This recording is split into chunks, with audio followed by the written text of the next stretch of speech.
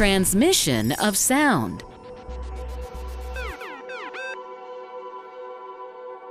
Every sound is produced by a vibration. Vibration is the back and forth movement of an object. As you speak, vibrations are produced by the vocal cords in the throat. You can hear only when the sound energy reaches your ears. But how does sound energy travel? Wonder how that works?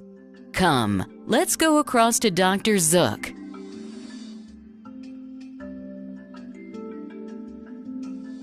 Sound energy travels in the form of sound waves. There are mainly two types of waves, transverse wave and longitudinal wave. Let us see how waves travel. We can use a slinky spring to observe both types of waves. Emily is holding one side of the slinky, while Dr. Zook is holding the other end. With a quick upward flick of the wrist, Dr. Zook has sent energy traveling through the slinky. Notice how the slinky moves? This is a transverse wave. In a transverse wave, the particles vibrate at a right angle to the direction of the wave. The wave traveled from Dr. Zook to Emily and back. Now let's see what a longitudinal wave looks like. Emily is holding one end of the slinky, while Dr. Zook is pulling its other end towards himself and then pushing it towards Emily. Watch closely, and you will notice that some of the coils crowd close together and then slowly move farther apart. This is because the vibrations are parallel to the direction of the wave. If the wave moves from right to left, then the particles also vibrate from right to left. This is a longitudinal wave. Sound waves are longitudinal waves. These waves travel at different speeds in different mediums. The medium could be a solid, liquid, or gas. Now let's see how this works. In a solid, the particles are very close together. Sound energy moves as one particle hits the other particle. With the particles being so close together, sound travels quickest through a solid. If we look at particles in a liquid, they appear to be slightly further apart when compared to solid. Thus, sound energy takes a little longer to travel through a liquid. Look at the particles of gas. They are spread out, and hence, sound waves travel most slowly through them.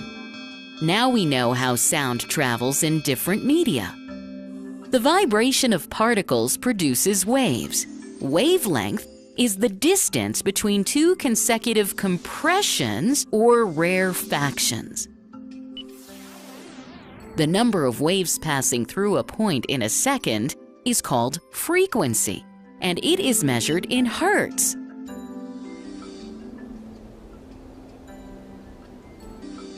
Sound waves travel in all directions.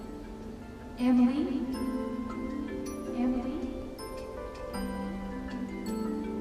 Sound gets reflected. That is, it bounces back on hitting a solid surface. Bouncing back of sound is called echo. Bouncing back of sound is purposefully used in detecting depth of seabeds. That's amazing, isn't it?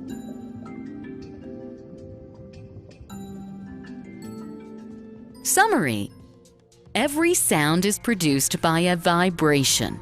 Vibrations are produced by our vocal cords when we speak. There are two types of waves, transverse wave and longitudinal wave. In a transverse wave, the particles vibrate at a right angle to the direction of the wave. In a longitudinal wave, vibrations are parallel to the direction of the wave. Sound waves are longitudinal waves. Sound travels quickest through a solid.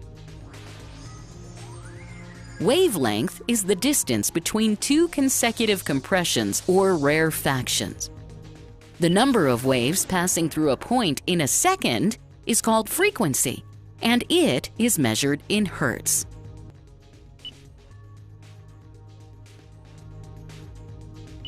Bouncing back of sound is called echo.